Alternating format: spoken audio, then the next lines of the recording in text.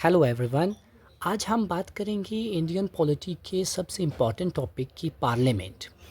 ये एक ऐसा टॉपिक है जो चाहे यूपीएससी हो, सीडीएस हो, सीएपीएफ हो, एसएससी हो या स्टेट पीएससी हो, हर एक में इस इम्पॉर्टेंट की बहुत ही ज़्यादा इम्पोर्टेंस है और बहुत ज़्यादा पूछे जाने वाला है और हर साल इस टॉपिक में से एक या दो क्वेश्चन पूछे जाते हैं। सो आई थिंक मैं इसको बड़े ही आसान वे में और सिंपल भाषा में एक्सप्लेन करूँगा बिकॉज़ इट्स वेरी इम्पॉर्टेंट। और इंडियन पार्लियामेंट का ये चैप्टर मैं आज सिर्फ एक ओवरव्यू दूंगा और आने वाली वीडियो में मैं ज़्यादा डिटेल्ड वीडियो बनाकर चैप्टर वाइज और स्टेप वाइज हर एक टॉपिक को एक्सप्लेन करूँगा। So without wasting time let's get started. So what is parliament? So parliament is highest law making body.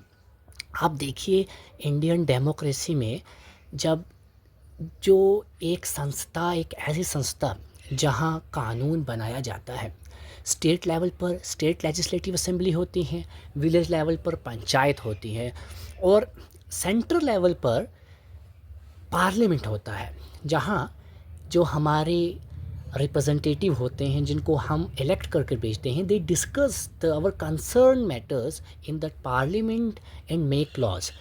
तो यहाँ क्या होता है, ये जो एमपीज़ जिनको हम अपनी कंस्टिट्यूंसी से, फॉर एग्जांपल एक राजस्थान की कॉन्स्टिट्यूंसी होगी, वहाँ से एक एमपी को लोग चुन कर भेजेंगे उनका प्रतिनिधित्व करने के लिए, और जब पार्लियामेंट में वो जाएंगे तो वो एक टॉपिक पर डिस्कस करेंगे और डिस्कस कर एक कानून बनाएंगे, जो कानून ऑल ओवर इंडिया में इम्प्लीमेंट किया जाएगा। और इंडियन कॉन्स्टिट्यूशन में ये पार्लियामेंट का चैप्टर आर्टिकल 79 से लेकर 122 तक है। पार्लियामेंट में 3 पार्ट होते हैं, प्रेसिडेंट ऑफ इंडिया, लोकसभा और राज्यसभा। पार्लियामेंट यानी प्रेसिडेंट ऑफ इंडिया, यहाँ तक कि president is not member of either house. President किसी भी हाउस का मेंबर नहीं होता, बट कोई भी बिल जो इंडियन पार्लियामेंट में लाया जाता है can not be passed without the assent of president. सो याद रखना यह है कि पार्लियामेंट बिना प्रेसिडेंट के पार्लियामेंट नहीं कहलाता। पार्लियामेंट में प्रेसिडेंट, लोकसभा और राज्यसभा तीनों आते हैं। सो फिर जैसे मैंने बताया कि प्रेसिडेंट की असेंट के बिना कोई भी बिल पास नहीं हो सकता।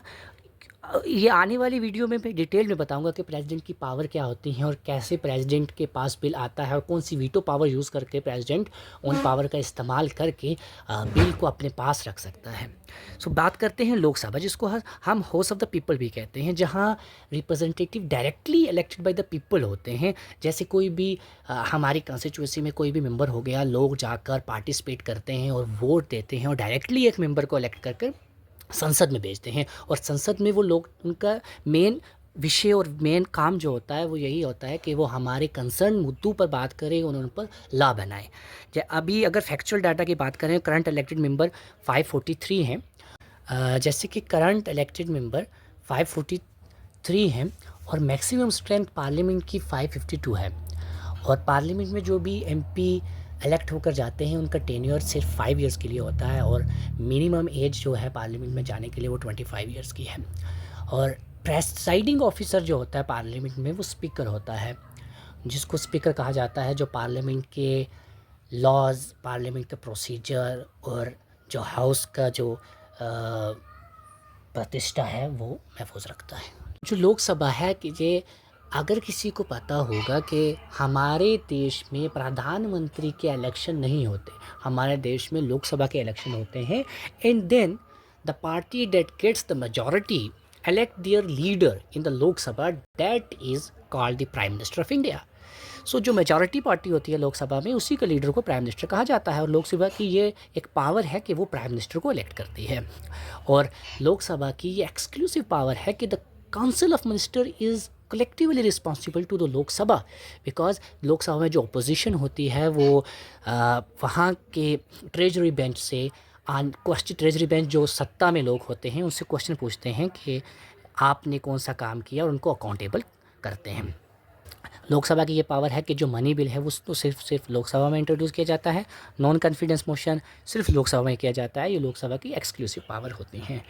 Then Rajya Sabha, Rajya Sabha council of states, जैसे लोकसभा में हम डायरेक्टली किसी एमपी को चुनकर अपना प्रतिनिधित्व करने के लिए लोकसभा में भेजते हैं, वैसे ही राज्यसभा में किसी को डायरेक्टली नहीं चुना जाता। राज्यसभा में जो एमएलएज होते हैं स्टेट लेजिस्लेटिव असेंबलीज़ के, वो वहाँ के मेंबर्स को चुनते हैं इनडायरेक्टली, जो जाके स्टेट को रिप्रेजेंट करते हैं, और इसलिए इसको काउंसिल ऑफ स्टेट्स कहा जाता है। करंट स्ट्रेंथ है जो राज्यसभा की वो 245 है, और मैक्सिमम स्ट्रेंथ जो हो सकती है वो 250 है। और राज्यसभा परमानेंट हाउस होता है। लोकसभा हर 5 साल बाद इलेक्शन के दौरान लोकसभा डिसॉल्व हो जाता है, बट राज्यसभा की जो टर्म है वो 6 इयर्स के लिए होता है, और every 2 years 1/3 member retire.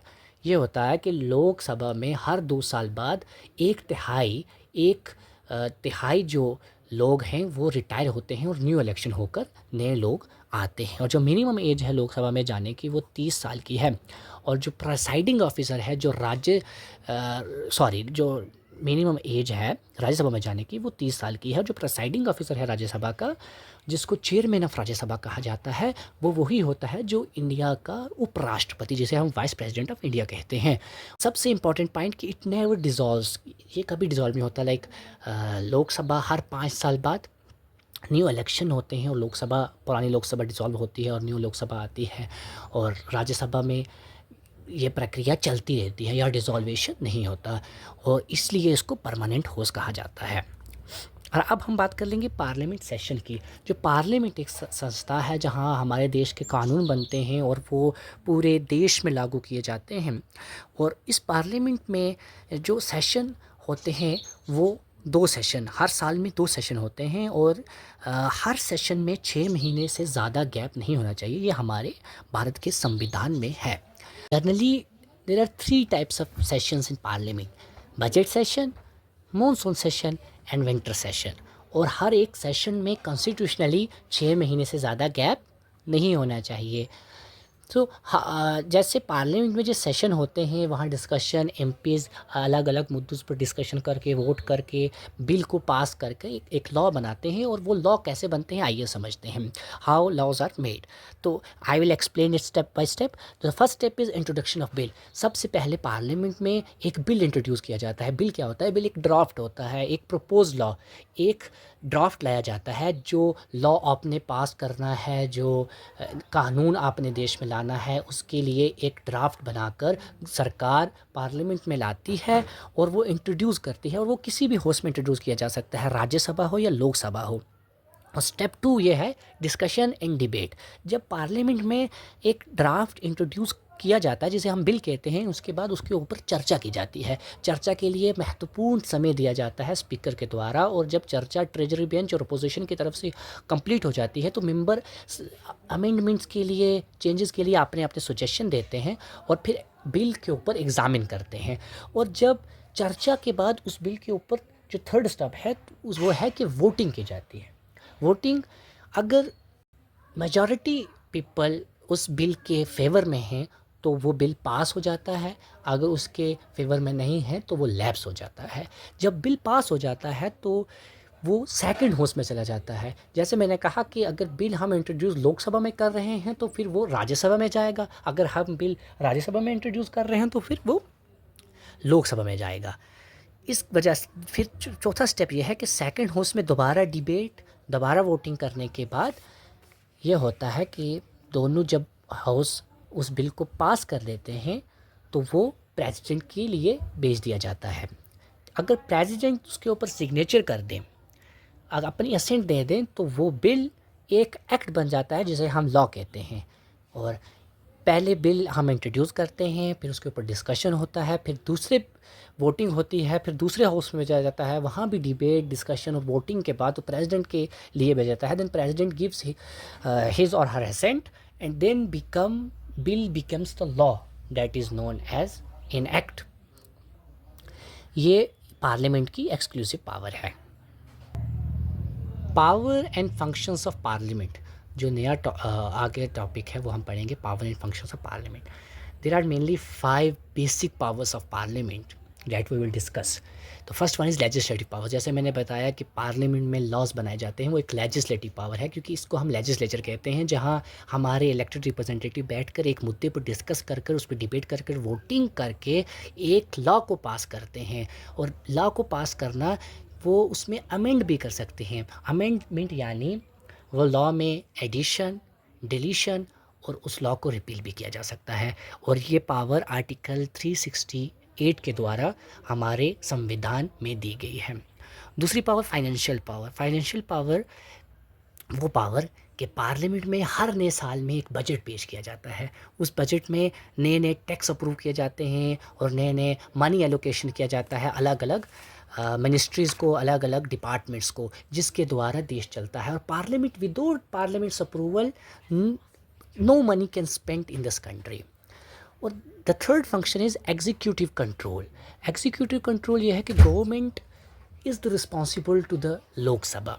It means like in parliament controls the government through many things like question over, zero over, non confidence motion, calling attention motion. अगर हम बात करेंगे क्वेश्चन ओवर की, क्वेश्चन ओवर में गवर्नमेंट से अलग अलग मुद्दों पर सवाल पूछे जाते हैं और उनको अकाउंटेबल किया जाता है कि इस मुद्दे पर अगर आपने ये काम नहीं किया तो क्या होगा, इस पे आपने यह काम किया तो क्या उसके असरात पैदा हुए। और ज़ीरो आवर में जो भी महत्वपूर्ण विषय होता है उसकी चर्चा की जाती है।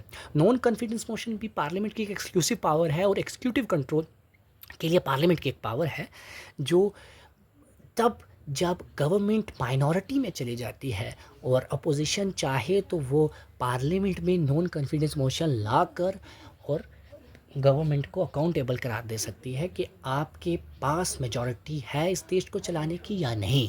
ये भी एक एग्जीक्यूटिव कंट्रोल की पावर पार्लियामेंट के पास है। एंड कॉलिंग अटेंशन मोशन के किसी भी विषय को अगर महत्वपूर्ण विषय बनाना है तो वो इसके लिए एक महत्वपूर्ण ये एक ख़ास मोशन रखा गया है।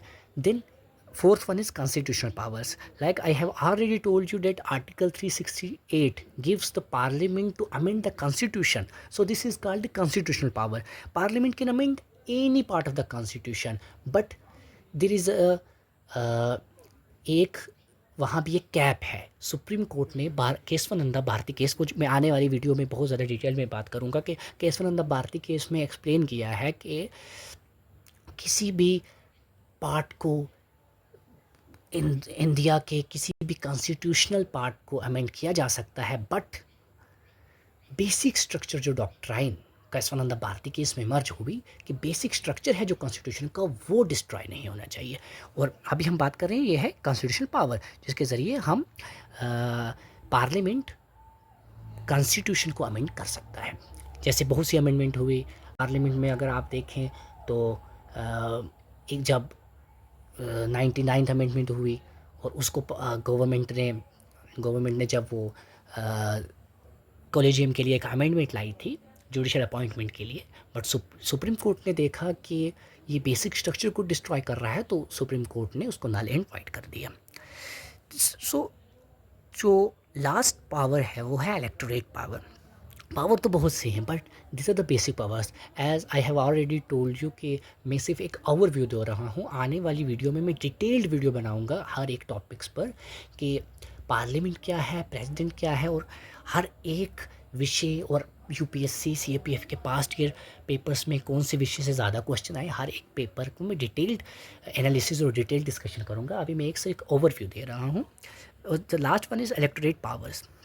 इलेक्टोरेट पावर वो पावर्स होती हैं कि पार्लियामेंट भी इलेक्शन में पार्टिसिपेट कर सकता है, जिसको हम इलेक्टोरेट कॉलेज भी बोल सकते हैं। लाइक जैसे प्रेसिडेंट के इलेक्शन हुए तो राज्यसभा के और लोकसभा के एमपी भी इलेक्शन में पार्टिसिपेट कर सकते हैं। वो भी अपना वैल्यूएबल वोट देकर हमारे देश के राष्ट्रपति का चुनाव कर सकते हैं, जैसे वो वाइस प्रेसिडेंट का भी इलेक्शन हो। और ये था मोस्ट इम्पॉर्टेंट टॉपिक पार्लियामेंट, जिसके बारे में हमने बात की।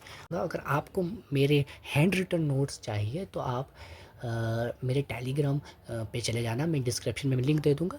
आई provide my link in the description. You can go to my Telegram channel and download my handwritten notes. ये अगर आपको मेरी वीडियो पसंद आई है तो आप अपना सजेशन दीजिए, लाइक कीजिए, शेयर कीजिए। Thank you. जय हिंद।